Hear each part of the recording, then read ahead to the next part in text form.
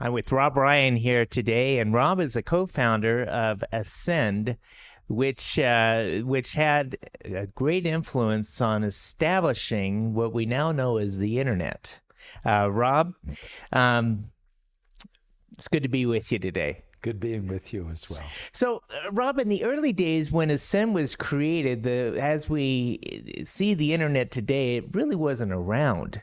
So, can you walk us through the vision that you had with Ascend Communications?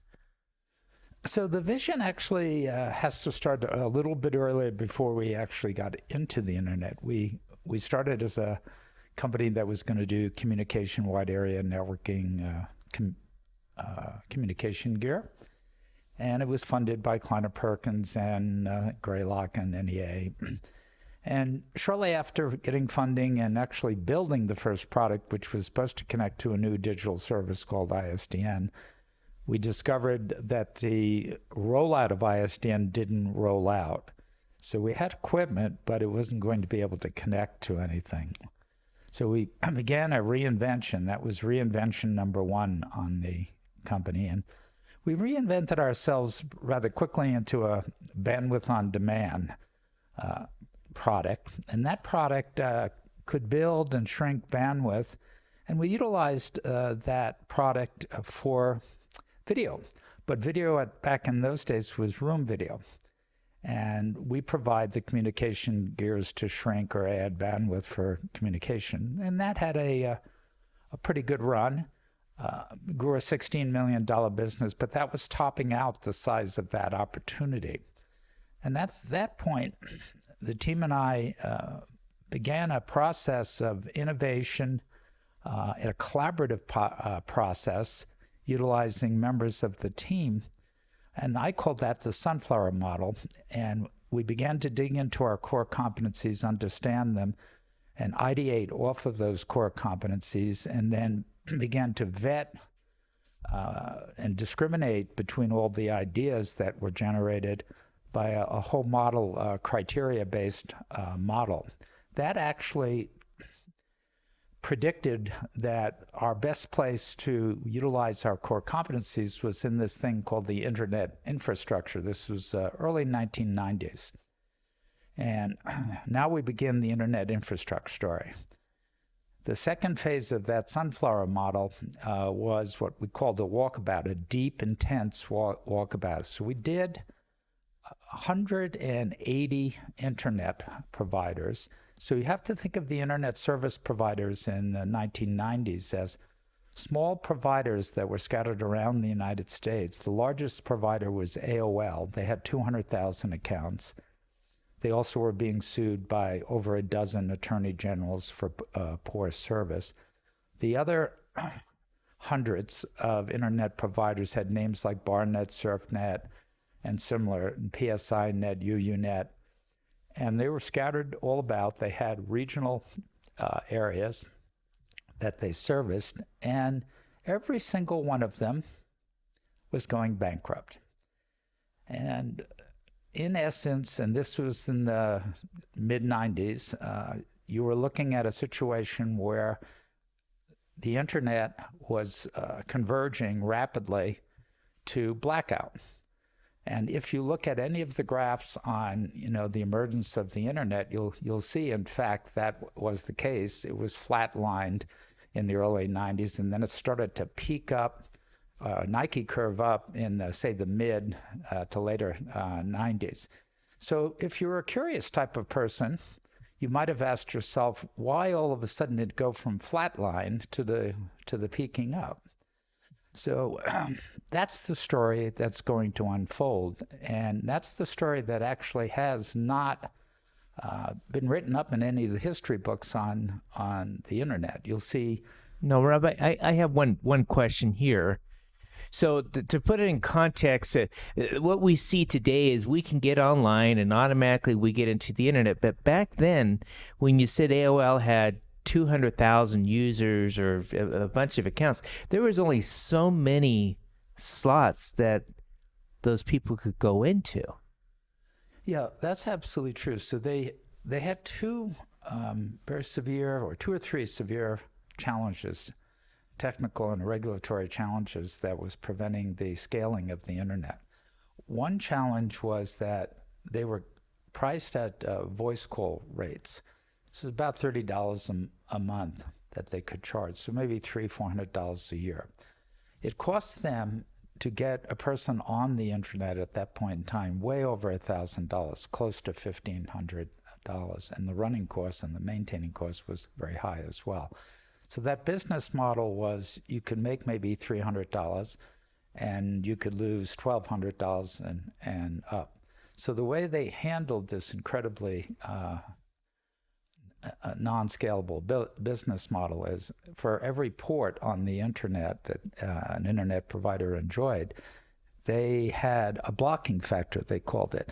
And that could mean that 100 subscriptions were sold for a single port. So imagine if you were in a restaurant and had a limited number of tables, and they took reservations, they were 10 tables, let's say 10 seats, and they took reservations, let's say, for 1,000 people. And people start showing up, and of course the first 10 sit down, and the rest of the 990 people are mulling around, and as people get up, another person sits down. But basically, the service was you were being blocked. That's why the lawsuits were flying around for the AOL. They probably weren't flying around for the smaller ISPs because they were already bankrupt. They were literally heading and converging in that direction. And the other technological problem that they enjoyed was that they didn't know what was going to dial into them. So it could be modem, low-speed modems. It could be digital devices. What did that mean? So in their rooms where they accepted their calls and they serviced their region, they would have to guess what the mix of boxes were supposed to be. And each of those boxes, of course, would enjoy one line coming into it. So maybe they'd guess that they'd have several dozen modems dialing in it, and maybe some ISDN and some DSL. But that mixture was always wrong. You could never guess that. So the two issues of the mixture and the scaling issue and the economics issue created a paradigm, a conundrum for them that it was not a business, and hence there was no way to scale it. Now, during that exact same time, on the user end of things, the users were increasing their desire to use it. So you had a supply, a demand was increasing, and that was being driven by email and porn, but it was going up. And on the other hand, the ability to be fulfilled by the small internet providers was going down because they were converging to bankruptcy or lawsuit. So when you saw this problem and you were addressing it, you said there seems like an opportunity to come in and to put in some type of device that will help to facilitate a lot more people to be accessing into the internet. Yes, that's actually correct. In the second phase of our little analysis on my own company, there was a thing called the walkabout, which is similar today to what people call lean. So we had a very intense 169 interviews of service providers. And we used 3 or 4 team members that were key founders in the company. And we had 3 or 4 questions that we would ask them. What would keep them up at night? And we got an earful on what was keeping them up at night. And I shared with you some of that already. And what were the competitors doing? Who were they talking to? Who was your competitor back then? So Cisco Systems, Newbridge, NET, Alcatel, Lucent, were all active in that space. And what I found out is every single one of them had engaged with these accounts and basically didn't see an opportunity there and or didn't have the wide area networking skills to address the opportunities. So when we compiled all the answers to all these questions, what we discovered is that on the one hand, you have a rising supply and need. On the other hand, they had an inability to deliver that service. They couldn't price the service in a way that they could make money. The competition had completely abandoned the field. They had neither the skill set or the interest to be in the field. That's the perfect trifecta for a startup. And we were a startup that was dead-ended in our business and was going to be sold. So we were desperate, as well as the ISPs being desperate, but in a slightly different way. We were just going to go away as a sale, 2x our revenue. So I was desperate to find an opportunity that could increase the company. And all of these things converged at the same time. And one other thing, which I hesitate to say this, but I am going to say it, I'd say destiny. Well, whose destiny? My destiny. My training was in math and physics, and all of my career planning and execution was in wide area networking and networking at Intel Corporation, at Digital Equipment Corporation, at startups. Everything was wide area networking. And so we had all of the tools and all of the group of founders were alike in that we had all of the understanding of wide area network and local area networking. And we were exactly at the right place at the right time. We absolutely needed to turn our ship, or that ship was gone. And the rest of the guys were desperate for a solution, and the customers were crying for more service. So that was the setting. Well, where did the ISP address come from? Internet service providers, and that just an acronym for Internet Service Provider. And the way you can think of the Internet Service Providers back then was like little tribes. And they were scattered all around the country, and they serviced a region. It might be a very small region. And the way they serviced that region is they had these physical buildings called points of presence. In a point of presence, it may service a 5-mile radius. And in that room, you would have equipment in there. If you had opened that room prior to Ascend, you would see a whole bunch of modem boxes and communication boxes. So what you would have seen with the modem box is an actual phone number calling in. Correct. So Ascend changed the landscape of the ISP. Correct. By putting a different format of protocol. Yeah, so what Ascend did is, so let's say they had 100 boxes inside a point of presence, and each of them had many, many points of presence. Could be up to thousands of, like an AOL. But say, take one. Let's say there are 100 boxes in there, and let's say 30 of them were V32 high-speed modems, some were ISDN boxes, some were DSL boxes, and some composition. And they have wires to each one of them, so it's a mess of wires and boxes.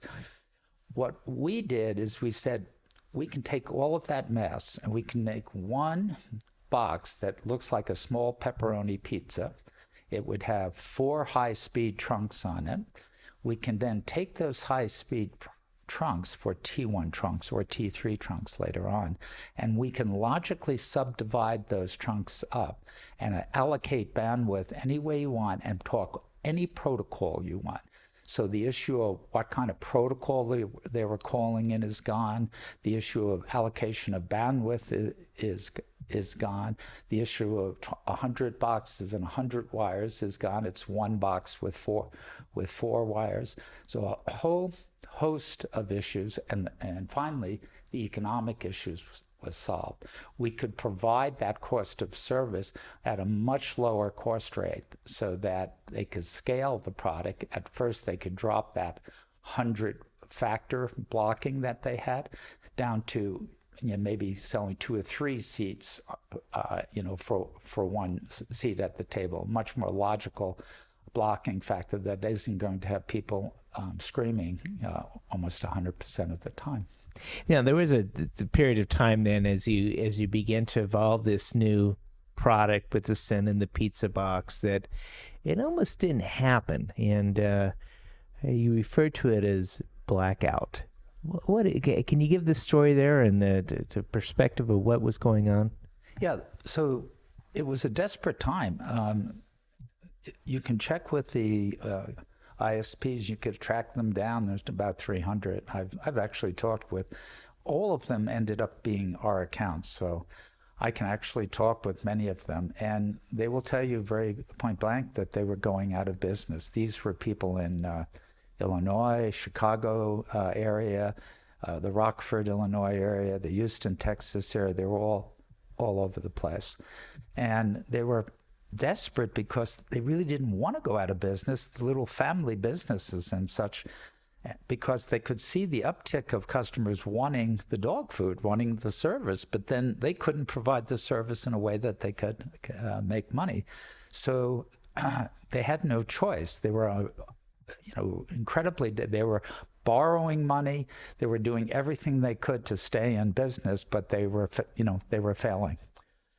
And from our perspective, Ascend was also failing. The board had decided that the business that we had constructed, the Bandwidth on Demand, was going nowhere. It was going to sell the company for $30 million to a video company, and that was the end of it. By the way, that $30 million was exactly 2x what they had put in, and that was what their contract called for, a 2x return before distribution to any of the employees, which meant that all the employees, all the founders got nothing, bupkis, for all of the work. And that didn't seem very fair. And we had worked a long time. So we were also desperate. So we had two sets of desperation. And the Sunflower process, which was a completely logical reasoning process that we had done, you can call it an early machine learning process. It was a collaborative process that takes a community of people and it mines their minds to see if we can find criteria and predictions of where we can take our competencies and enjoy some success, had predicted the internet infrastructure. We had followed that with that walkabout, and it really reinforced us. So now we were at this stage of, okay, what do we do? So we took this picture into the board. Before I took the picture into the board, though, I thought, why didn't I see if I can work with a handful of these ISPs and collaborate on what the product would look like? Remember, we didn't have the box to give it to them. So we started to draw up a product. And how did we do that? We took our old Bandwidth on Demand box, which we had. It did have T1 spigots and all of that on it, and we started to take it apart, cobble it, and talk about how we could cobble that and put software on it that would solve some of the problems that they were facing. So we were doing that in parallel, didn't tell the board about it, but we were making very good progress on that. And we were collaborating with UUNet and PSINet. And then I asked UUNet and PSINet to actually pay me. I said, give me a check for 2 to 4 units as an expression of love and desire and their need for this. And I will never actually cash that, but I'm going to use that with my board to demonstrate that the dogs really want the dog food. And they did. They first said, how can you price it, Rob? How do you price it? And I said, well, you already told me what it was costing roughly per user, about $1,000 per user. And I said, we can provide that service for well less than that, and I priced it accordingly. And I priced it about $50,000 a box, and the box was about $600 bill of materials.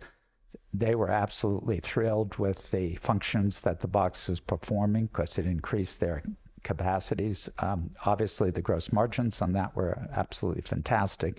The board got all of this information. When they looked at it, they thought, wow, this must be some sort of hoax at the last minute to, redirect the sale of the company.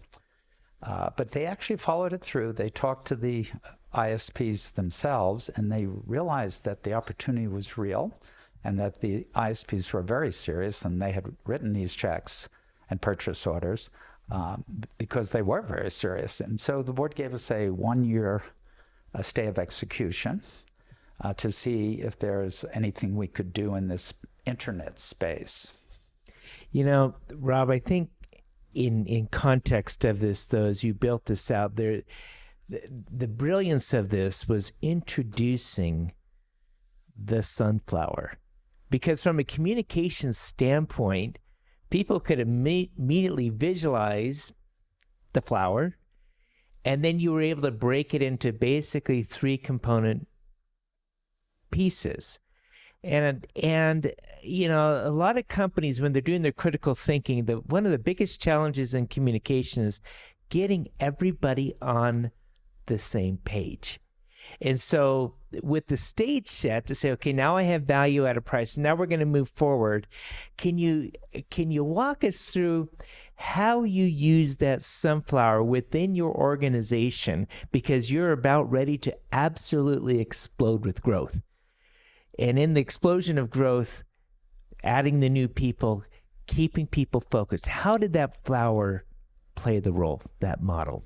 So if you think of the flower is a great image, and the petals on the flower are your choices, opportunities, and the center of the sunflower is your core competencies that are used to build those choices. The stem of the sunflower are the external driving forces, such as the internet providers faced, which regulatory forces, lack of technology, things that were outside their control. Another way of looking at the sunflower is that it's a learning system, and it's an hourglass type system. So an hourglass is wide at the top, squeezes down in the middle, and widens out at the bottom. So wide at the top is the stage 1, where you're collecting information on your competencies, you're collecting information on your choices, you're collecting information on the criteria by which you're going to judge all of this, and you're collecting a team to process all of this, the sunflower team. And it then creates a decision-making process, a predictive system, and it spits out what your best opportunity is given your situation of competencies and what you told it about criteria. And it spit out the internet infrastructure. The bottleneck in the hourglass is where you go about the walkabout. The walkabout was extensive. This isn't 2 people that you talk to by email. This was 160 up close, face-to-face meetings around the country, where we asked identical questions, all 4 of us, so that we had a base of comparing answers. That took months and months, but what it did is we had an amazing amount of data that came in. It reinforced our criteria that selected the infrastructure. In fact, it reinforced it very heavily. In fact, new criteria popped up that was even stronger, pointing to it. It got rid of the second and third place choices. It put all of the team on the same page because they had done those interviews, right? We each had 50 interviews or 40 interviews that we had to do. And they were out there doing these interviews, and they were hearing and seeing and getting the data, and they were getting more and more excited. These were manufacturing, engineers, marketing people. So now the team is coalescing around and converging on this process that we had used and a prediction that it had made, and the prediction is looking really good, you know. And then the next phase was essential. That's the widening out phase on the bottom. What I did with the team is I said, so we seem to have stumbled into a gold mine, but nobody seems to know the gold mine is there, or they know it's there and they don't care. So I would like all of us to think about king of. I said, what do we want to be? What do we want to be king of? And it's a whole concept of king of was, well, they started talking about, what do you mean? And I said, do we want to be a king of the internet, or a subset of the internet, or what would we like to be? And we talked on this for a period of time, and we came out that we wanted to be the king of the entire worldwide internet infrastructure. That means every point of presence for every internet service provider worldwide, internationally as well as domestically, would have Ascend equipment in there and be enjoying and using Ascend equipment, meaning that we will completely have locked out Cisco systems and all of the other competitors, that from the inside of the internet, they would be relegated only to the outside on the edge of the network. So when we made that statement, which is a bold and audacious statement for 30 people, we set about each of the team members putting a set of audacious goals down to reflect that. So engineering went ahead and did an 18-month plan on what products and services they needed to build, and rapidly sales went and said which accounts, and we named accounts. All of our targeted accounts were by name and by region. And we went through and put goals down, like 9 out of 10 of these accounts, or 5 new products that interface and interoperate in this area. Very aggressive goals in all of the departments. And we managed the company against these king of as measured by goals, meaning the board would see those goals and our progress against them, and the person responsible would stand in front of the board and talk. I just sat as a board member and listened as my team would one by one get up in front of the board. So complete transparency to the board on the progress on the execution. Well, this plan also emerged, the king of also emerged, all of the things that we had to do became things that were strategy, if you will. So if we said that we had to fill in a whole host of wide area networking interfaces and make them interwork, that became a strategy we called any-to-any, meaning that we would do any interface, we'd make them work at any point in time with any other interface. So that was the any-any strategy. If sales said we're taking every international country and getting certified, that became known as the international strategy, because certification in countries is hard. It would be harder and harder for any competitor to crawl up and attack us if we had all the international certifications, as well as obviously playing domestically. And then another strategy we concocted in engineering and sales was an inside-outside strategy, very similar to Microsoft. Microsoft built the operating system early on, and then they would tell everyone, no, we're the best one for you to buy the spreadsheet from, or the word processing system. What we did is we had the inside of the internet, and then we started building edge routers. We put special features in the edge routers only work with our equipment inside. Your edge router, your competitor, yeah, it would work with our boxes for sure. But if you want special features, you would have to buy our edge routers. So that launched us. That was called the inside-outside strategy, or the Trojan horse strategy. And we went from 0 to 40% market share in the edge router business. So at that point, we were controlling the inside of the internet, 90% market share, and we were attacking the outside of the internet, where Cisco was dominant and taking away about 40% of the outside of the internet. All in all, we were a real PIA for Cisco Systems and a number of other companies. Rob, I want to roll back. There's a lot of people that are critical thinkers, or trying to launch their companies, and then they get to the exponential possibility for exponential growth, and they fall on their swords. They're not sure how to do it. So here you were, 30 people playing king of, and you have these big audacious goals of we're going to move forward with this. However, it was going to take a lot more than the 30 of you to get this done. How did you decide, who do we hire, who do we need in order to start filling in the gaps to move this forward, to execute the strategy? So that's a great question too. So as you can see, we were fairly analytical in our systems, and a bit contrarian in the way we kind of moved around.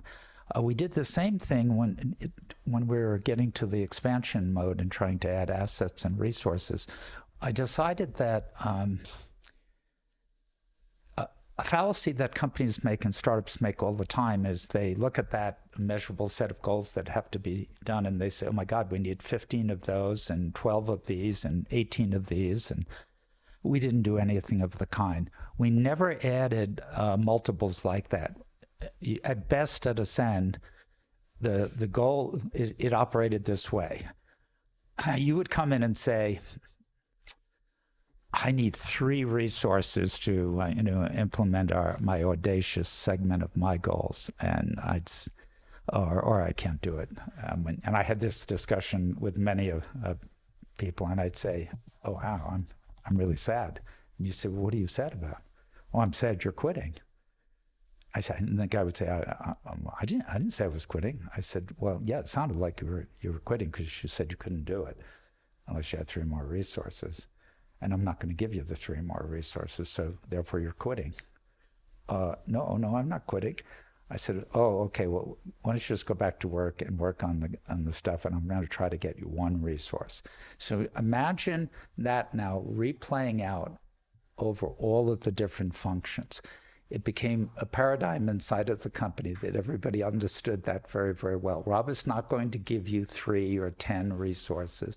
He's going to go through that exercise. So you go and prove to him that you're worthy to get 1 or 2x, resources. So what that paradigm did is we were so cost efficient. How that reflected itself is, and you know these measures quite well, but revenue per employee and profit per employee were off the charts. It was the highest in the United States, revenue per employee and profit per employee.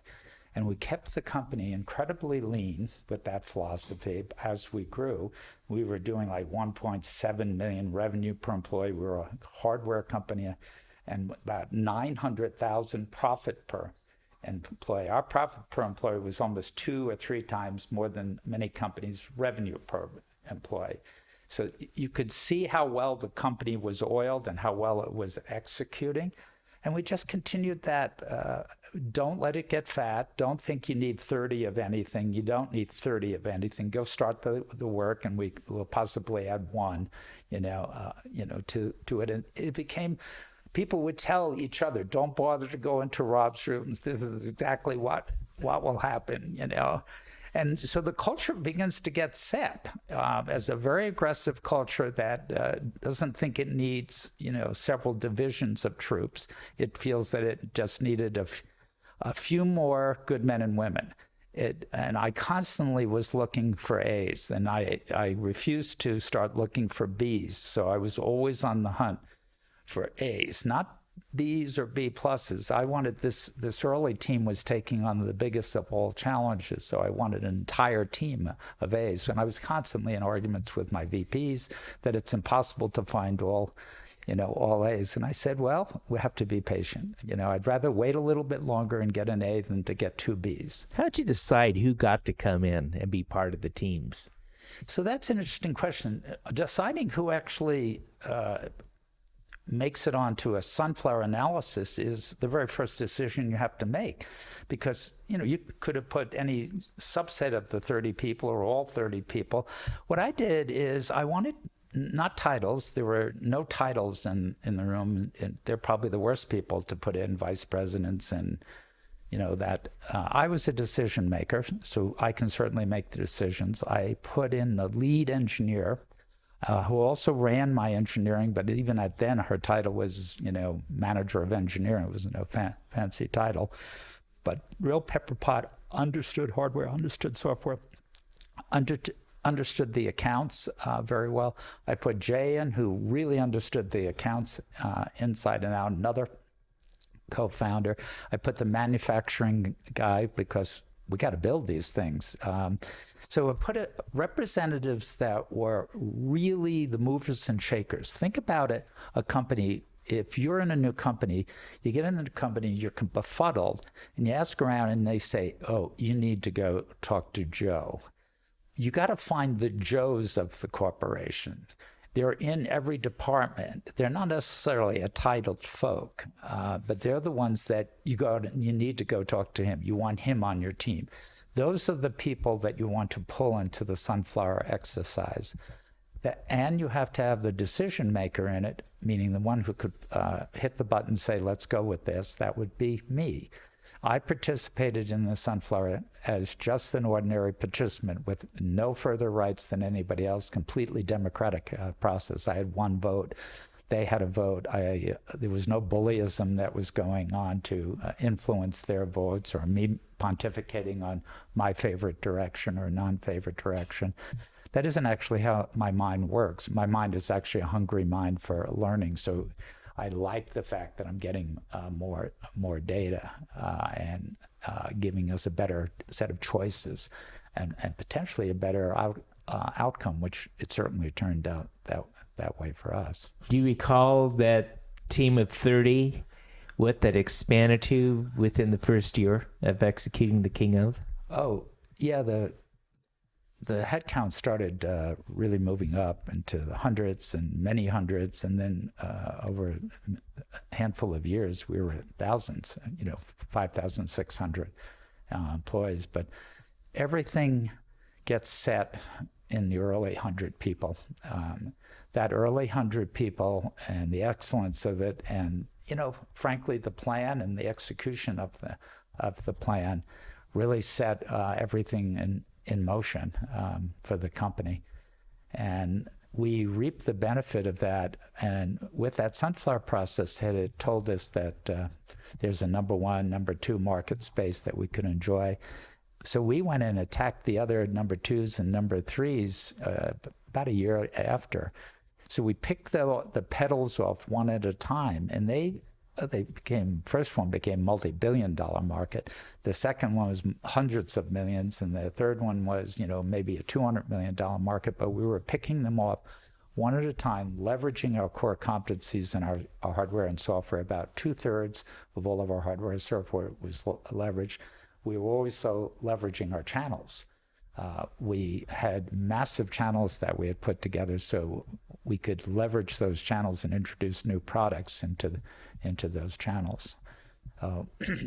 Now, Rob, from an operational standpoint, it costs money to grow.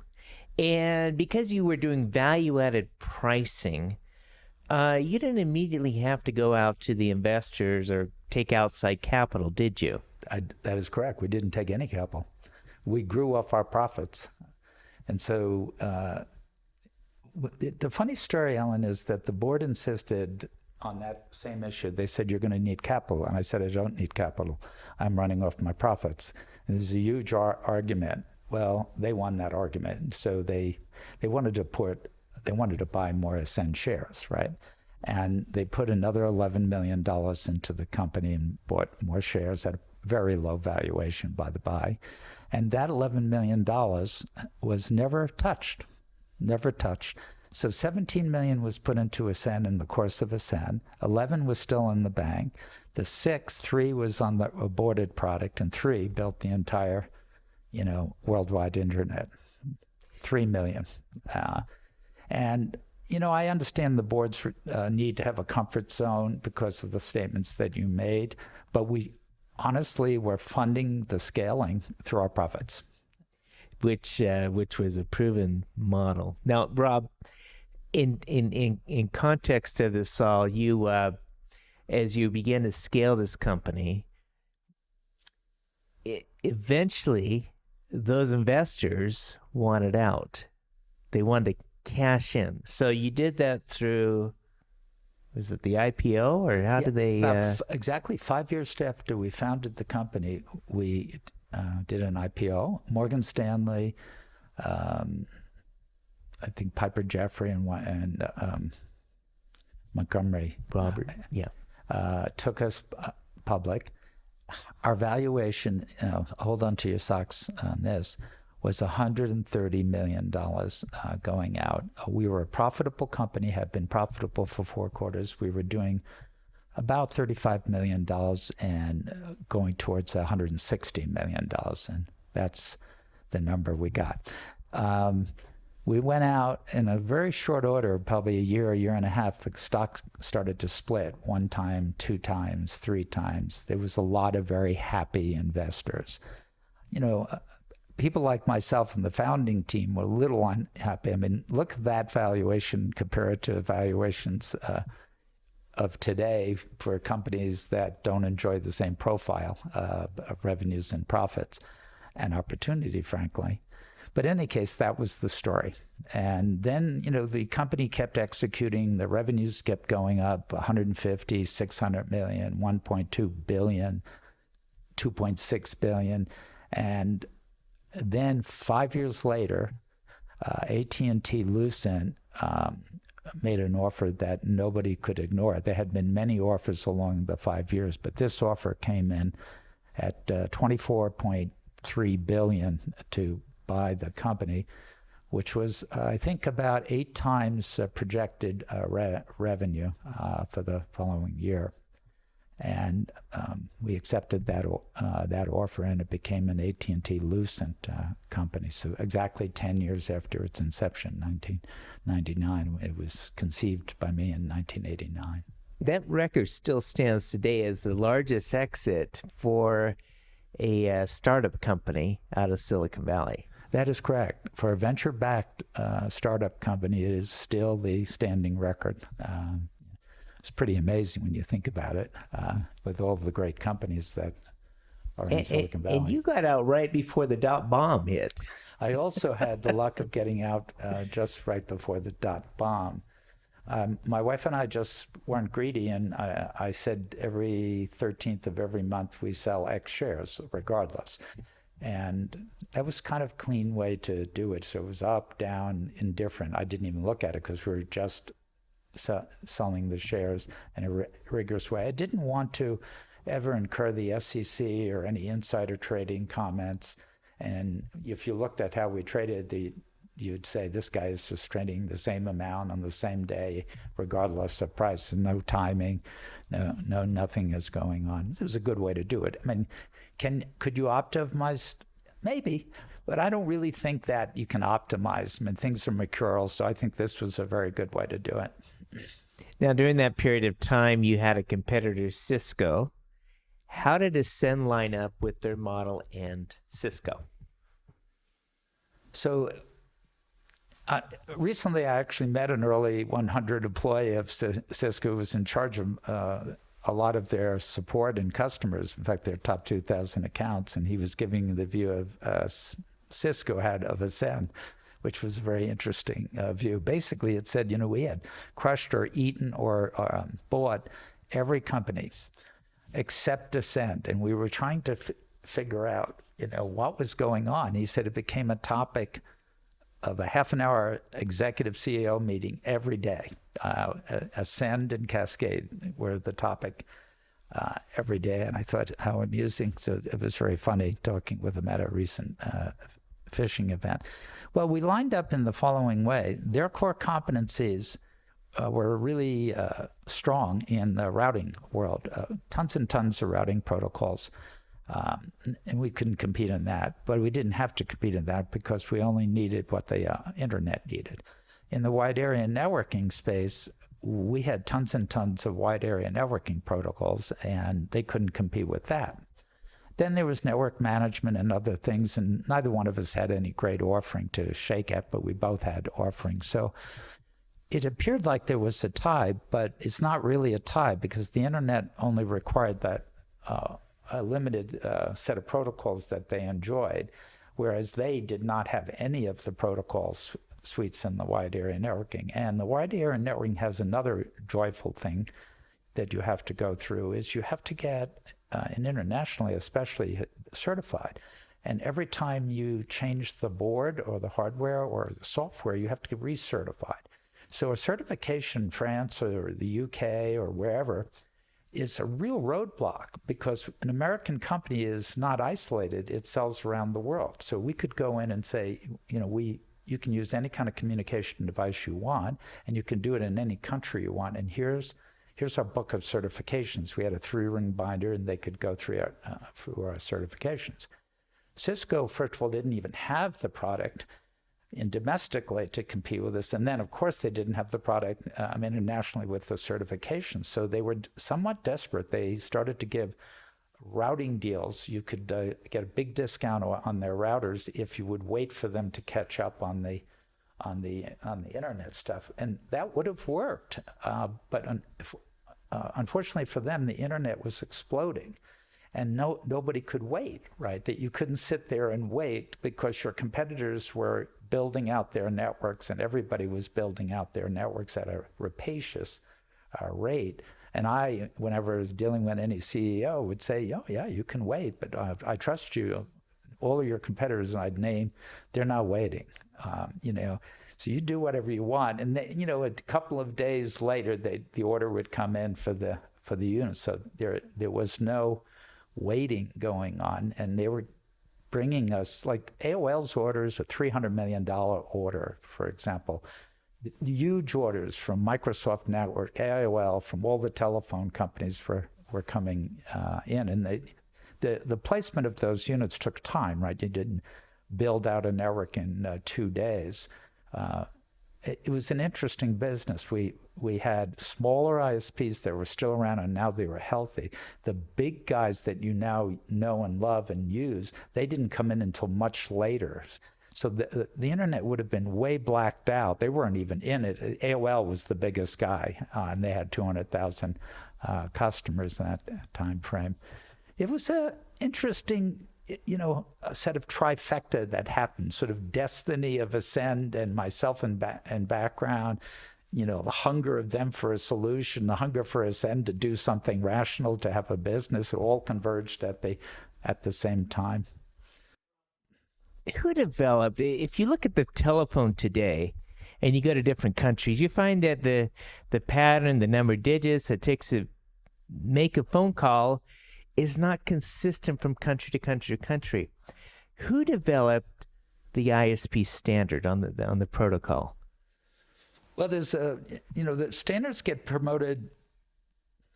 Did Ascend play a role in that, or how did that with your pizza box? We played roles in promoting standards, and obviously standards that we would like to see. And that becomes, as you would imagine, a fairly political process. And each country utilizes that somewhat as a weapon. They don't really want to be exactly the same. France doesn't want to be exactly the same as UK or Germany or the US, because they used it to prevent communication suppliers such as myself and others from actually competing in the country, plain and simple. And the hurdles that they would put up were severe. I mean, it could take you 6 months to 18 months to get a certification. That's a long, long time in the speed of silicon space, right? That's a long time. But now on the other side of the coin, if you do get those certifications, it's a big barrier for competitors, right? Because it's going to be a long, long time for them as well. The hodgepodgeness of the communication world, in terms of the standards, the interpretation of the standards, created a huge opportunity that I defined inside of the company as any-to-any. Try to make all these things interwork. Amazingly enough, there were communication standards that didn't work with another communication standard. And so the art and purpose of communications, at least that's what I thought, was to communicate. So we actually made it so we interoperated. And believe it or not, most of our competitors would pick one sort of standard and say, we deploy this, it's the best standard. And we wouldn't do that. We would be agnostic. We would say, we're going to do them all. We're doing them all, we have them all, and we make them all interwork. That was a huge decision. They made a real strategic error when they were picking favorites. We picked no favorites. We were Switzerland. We were agnostic, and we did them all and made them interwork. Very strategic move. Rolling back into the history of time, this was also the era where they were converting from a VHS tape over to a CD-ROM. And they weren't quite getting the format of the CDs correct because everyone wanted proprietary. I think the brilliance, though, is what Ascend did is making things user agnostic. You put your box in there, said, don't worry about it. Put our box in, we'll handle getting everything in a uniform basis and get you connected up. And I think that was a secret sauce that you guys did It was a secret in allowing sauce. it to And to that happen. secret sauce, by the way, and this is a lesson for young entrepreneurs, is I could value-based price and really value-based price. I didn't price on my bill of materials. My bill of materials pretty low, but the pricing on the equipment was very high because what it was doing was this magic, right? And the magic that they truly needed and nobody else had done, this any to any, and all the confusion was being deconfused from the space. And I charged for it. And as time went on, competitors would pop up with boxes that were half or a third of our price. And I would always tell the accounts, go ahead and test them out and try them out. See if they actually give you the same kind of interplay that you actually have right now. And I believe you'll be back, and we'll welcome you with welcome arms. And that always happened. They'd test out and they'd come back a couple of weeks later and say, you were right. Here's our order for X units. The strategy is when you produce something that, first of all, is the market is exploding, you have solved a huge, hard problem. You priced it very, very aggressively and expensively. The barrier to entry for competitors is enormous. It's like climbing Mount Everest. I was told by venture people at the time that they were not funding any startups against Ascend. So think about that. Silicon Valley not funding startups if your business model was to attack Ascend. Wow, I imagine Cisco at some point had that same thing where they wouldn't fund startups to attack Cisco. That meant I didn't have to deal with 10 or 15 really great startups and all of their young engineers. I can focus on the big behemoth companies and what they were doing. It becomes self-fulfilling, something like the Warriors. So, the Warriors build this core team. They're really good. It's then easier to maintain, the Warrior dominance. They may lose an element, but they still have 3 elements, right? And they just add 1 or 2 new ones, and they're right back there. And that was a similar kind of thing. Or the 49ers. Oh, I love the analogy of the Warriors. So that's really, and you recently went to a Warrior game, didn't you? Yeah, I'm a real fan of the Warriors. Warriors came, and the Warriors owner was a Kleiner Perkins person, who Kleiner played a good role in Ascend. He was, and he was a venture capitalist who had reviewed my plan, my Ascend business plan, and as I told him, the money he made on Ascend probably bought the Warriors. Now, Rob, there's a story of the value that you put in the quality control of these little pizza boxes that you want to make sure that they didn't break. And could you tell us what happened with the UPS guy? Yeah, so we were having Sprint was one of our accounts, and we were having a lot of dead-on arrivals. And this is an expensive box, and dead-on arrivals is totally unacceptable, and there were a lot. So I went in, and I had an intuition that it was due to our packaging. And I went into shipping and receiving. I was watching UPS, picking up boxes, and they were tossing the boxes into the back of the truck. And these boxes were kind of flimsy, like pizza boxes wrapping our hardware. And I was thinking, this is not so good. So I always look to minimize the amount of writing and pontification and dramatic visual symbolic types of things stick in people's heads. So I picked up one of the boxes, and all the team and shipping receivers was around me, and I think the VP of manufacturing was with me. And I raised it over my head, and I crashed it into the ground. I threw it as hard as I could into the ground, and then I stomped on it for good measure like a berserker gorilla on top of it. And I asked one of the people to pick it up and just shake it, because I said, I think in theory, if you shake it, we shouldn't hear anything, right? And of course, when he shook it, you could hear parts rattling around in the hardware case. And it was now a dead-on arrival box. And I said, I think we QED'd that one, quite easily done. I think in 2 weeks I'll come back.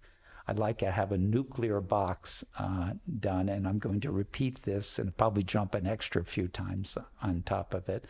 And when I came back in 2 weeks, they had built incredibly beautiful packaging. I don't think elephant jumping up and down on it would have actually changed. And our DOAs went to almost to zero. And the customers, of course, were delighted. But these symbolic actions and visual actions were kind of my style. I mean, Okay. Well, Rob, I appreciate you sharing the thoughts today on the emergence of Ascend and the blackout, and appreciate you being with us here on American Dreams. well, thank you.